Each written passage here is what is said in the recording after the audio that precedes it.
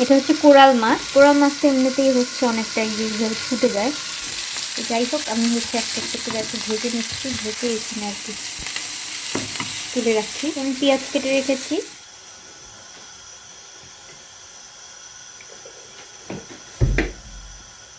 তেল দিয়ে দিচ্ছি, একটু পেঁয়াজ দিয়ে দেবেন।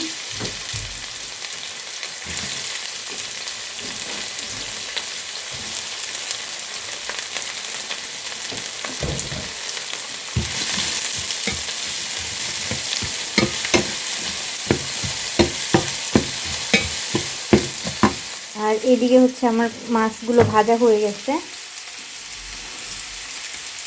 কোরাল মাছ তো অনেকটাই যে এখান থেকে ছুটে ছুটে আসে, তো একটু সাবধানেই ভাজতে হয়েছে।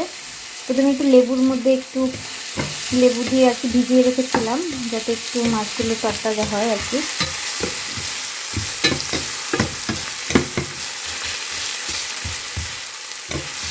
তো গন্ধটা চলে যায় আর কি লেবু দিয়ে ভিজিয়ে রাখলে।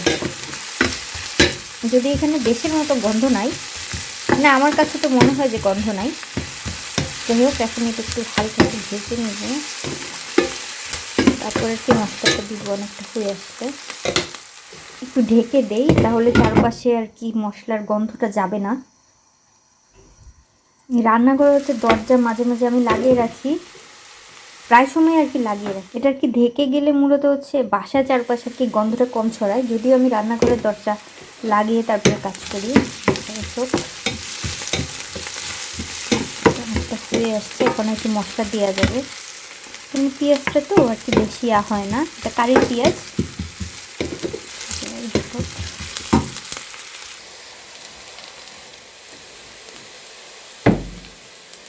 এখন একটু আন্দাজ মতো আর কি আমি সবসময় মশলা দিই, পরিমাণ মতো হচ্ছে হলুদ, মরিচ, ওইটা হচ্ছে আদা রসুন আর কি।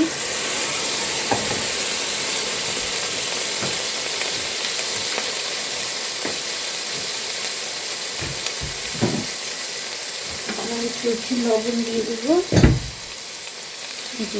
লবণ।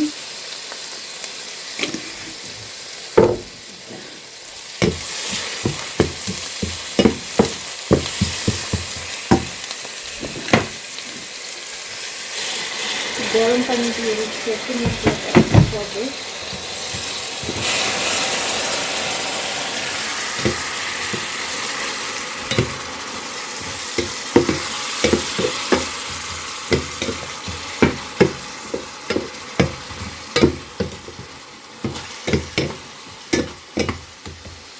একটা কষুক।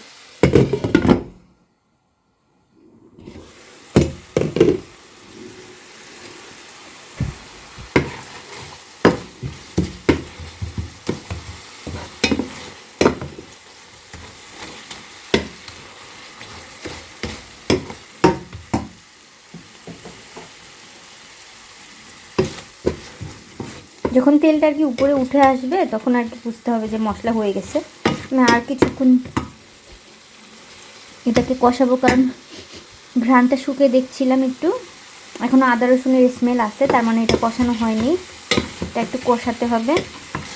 যখন একটা মশলার গন্ধটা চলে আসবে, মানে চলে যাবে, খেয়াল করতে হবে আর কি, তখন বুঝতে হবে যে মশলাটা আর কি কষানো হয়ে গেছে।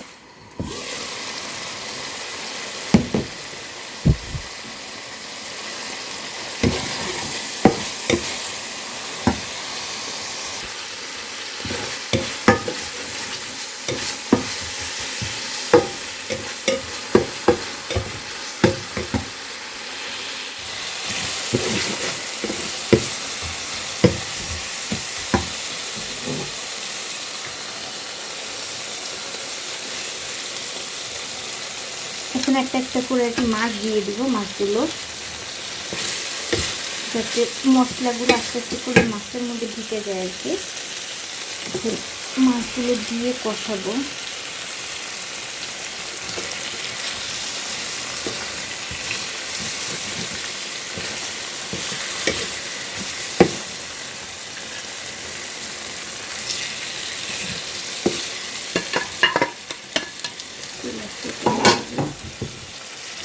ভালো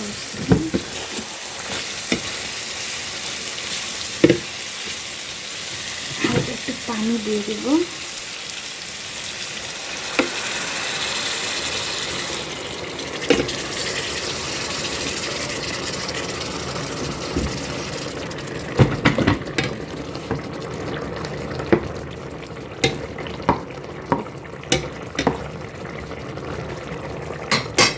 এখন আমি আর কি পছন্দ মতো একটু টমেটো দিয়ে দিচ্ছি।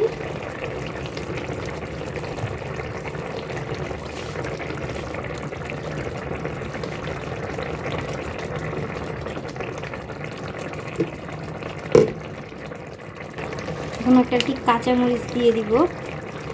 এটাকে অনেকটা আর কি এখানে একজনের কাছ থেকে শুনেছি এটা নাকি হচ্ছে বাংলাদেশের বোম্বাই মরিচের মতো ঝাল, বাট আমার কাছে এত মনে হয়নি,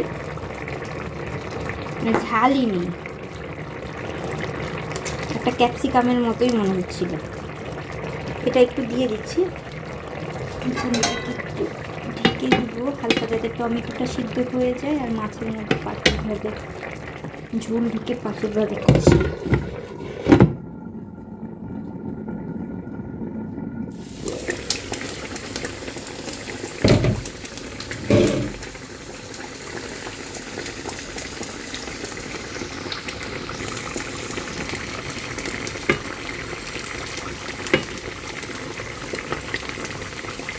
টমেটোটা আরেকটু হবে।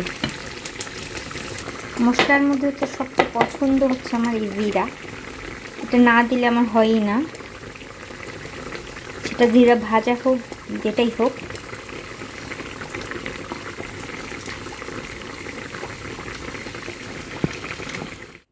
আমি হচ্ছে যেভাবে রান্না করে থাকি বাসায়, তো সেইভাবেই হচ্ছে আমি সহজ করে দেখানোর চেষ্টা করেছি।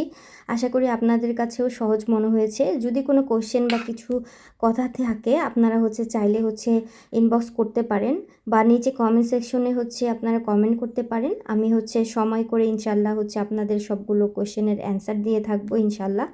আর সবাই ভালো থাকবেন, সুস্থ থাকবেন, আর আমাকে যারা সাপোর্ট করে যাচ্ছেন তাদেরকে অসংখ্য ধন্যবাদ।